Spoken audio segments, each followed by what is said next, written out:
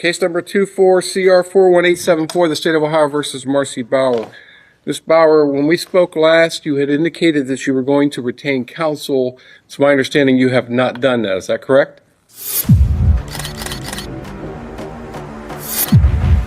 Correct. All right. Do you not have the funds to hire an attorney? I chose not to, yes. My son is going to grad school, and he would have to pay the attorney, and then I would have to pay him back, which until I get out of here, I don't know if I will still have a job and can afford to pay him back. So I'd rather do this on my own, and he can have his money for grad school. All right. So do you want me to appoint you counsel then?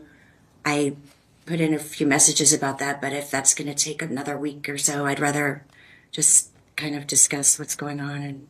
Well, I can't really discuss what's going on until we sort out this counsel issue, because you have a right to counsel, and if you don't want to proceed with counsel, then you have to make a waiver of counsel, Right. and that has to be done knowingly, intelligently, and voluntarily. Yes. And at this point in time, so you need to make that. You really need to make that decision first before we go any further. And well, I'd like to waive, because I just like to try to get on with my life and figure out everything. Please. All right, Mr. Logs is going to hand you a form. It is a waiver of counsel form that You're finished reading. Okay. Here we go. Side where it's marked defendant. Thank you. 23 days, Your Honor. Thank you. All right, Ms. Bower, is that your signature? Yes, sir. Did you read this document? Yes, Your Can Honor. you believe you understand what it says? I do. Giving up a very valuable right. I understand Has that. anyone promised you anything or threatened you in any way to get you to waive your right to counsel? No, they Are haven't. you under the influence today of any drugs or alcohol? No, I am not. All right, the court's going to make a finding then that you've made a knowing, intelligent, and voluntary waiver of your right to counsel, and I will accept that.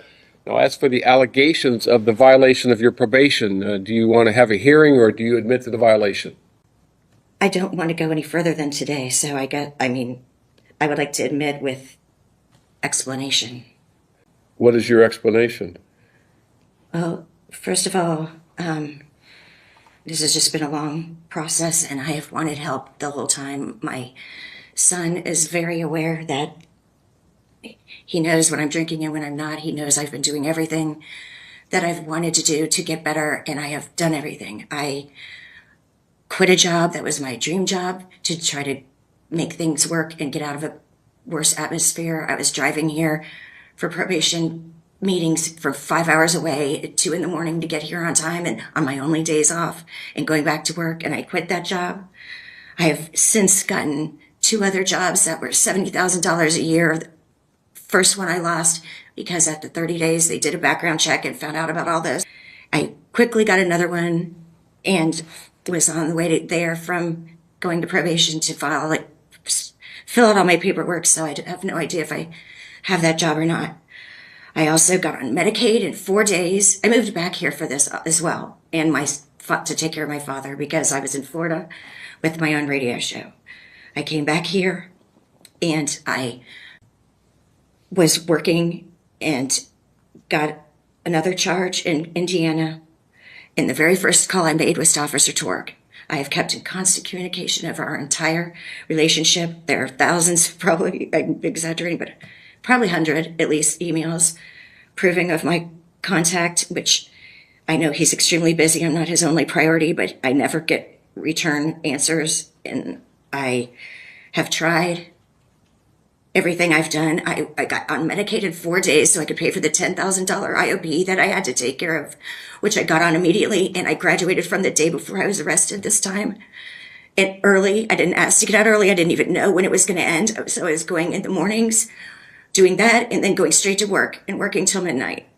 And I have not had a decent night's sleep the entire time due to sobering, because I have to set an alarm to wake up, and sometimes it doesn't even wake me up. My health has been an issue. Everyone, I think, knows that. And I have gotten, since I was on Medicaid, I've gotten in primary care. I got back on my mental health meds.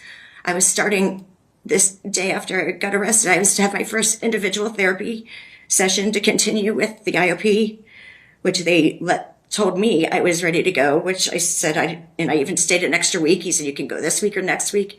And I said, I enjoy it. I'm not trying to get out of anything. I wanted help because I know mental health is a big part of my issue of drinking. And since I've been here, I went 7 days without my blood pressure medicine and 7 days without my Prozac, which I had gotten on and was doing well on both. My blood pressure was 170 over 114, and they never even took it again. And when I didn't show up I blew positive on the sober link. 15 minutes later on the retest, I did not. I had been vomiting for 2 days because I was ill, which I communicated. I got summoned on a Sunday night to come in here for the third time. I live an hour away. Other times I showed up and I was negative.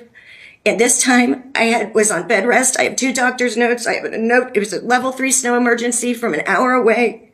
And I contacted and I came several times every day. And no one would answer.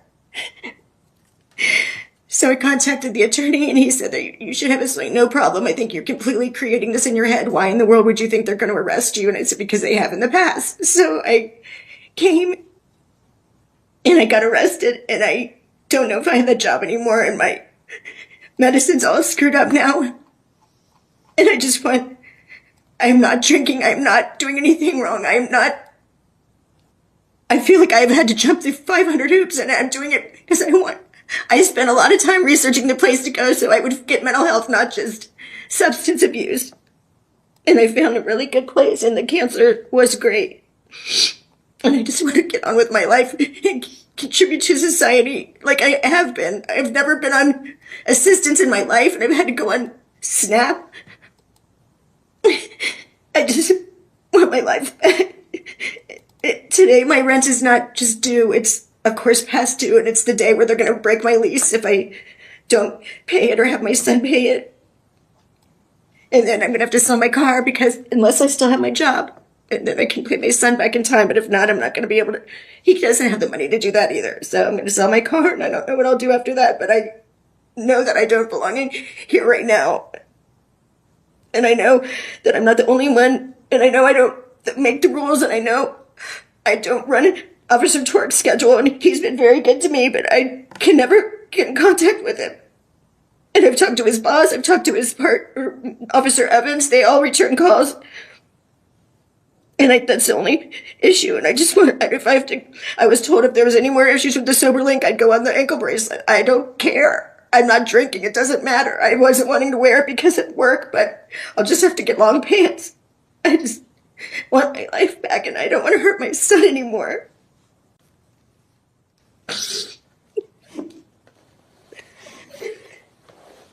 My bunkmate had a seizure this morning. I had to roll aside and I don't even know if she's okay. It's people are snorting coffee in the bathroom. I mean, it's just a lot. I just really want to get back to my life and do good things and not be in trouble anymore.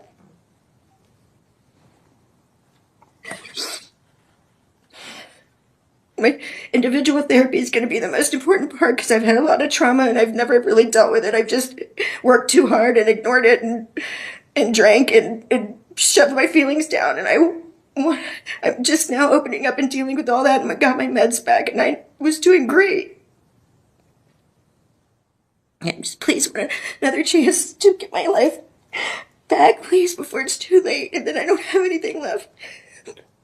Ms. Bower, thank you for all of that. Obviously, I have people that come before me every day that have excuses and want to offer reasons for their behavior. A lot of what you said to me is just that, excuses.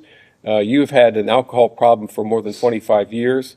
This case did not deal with alcohol, but it dealt with methamphetamine. Now you're claiming you have mental health issues, which is odd since I just reviewed your pre-sentence investigation, and other than having ADHD, you did not report any mental health issues at the time. So see, people, when they do the pre-sentence investigation or an ILC assessment, they often try to minimize to the assessor what their issues are. But for over 25 years, you've been struggling with alcohol. You've been through treatment a number of times, and yet you continue to come in here and offer to me excuses.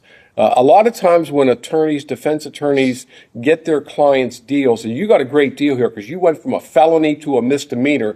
Your attorney did you, and it could be it's a disservice at this time because the consequences are significantly less for a misdemeanor than they are for a felony. So once again, here we are, and you have been unable to comply with the terms and conditions of your probation on a misdemeanor. So you avoid the felony charge, but you really have not gotten the help that you need, and maybe it's going to take rock bottom. But Officer Torek has been here for a number of years. He is an excellent supervising officer. I have every faith and all confidence in him. And for you to sit there and to badmouth him and to say that this is somehow his fault that you find yourself in the Warren County Jail it's to me ridiculous. So I'm not going to listen to any more. Based on Officer Torek's recommendation, this is not working. You're not supervisable because you're not going to follow the rules. So I'm going to order you to serve 90 days in the Warren County Jail. You'll get credit for the 20 days that you have already served, and then you will be terminated from supervision. Just keep in mind that if you if you do not follow the rules at the county jail, if you misbehave and have received an infraction there, that additional days could be added to your sentence. Ms. Tranter, is there anything else? No, sir. Thank you. All right, that's all. Thank you. I'd just like to say that I did not badmouth him. I pointed out facts that he never returns my messages. Thank you for everything. Yeah.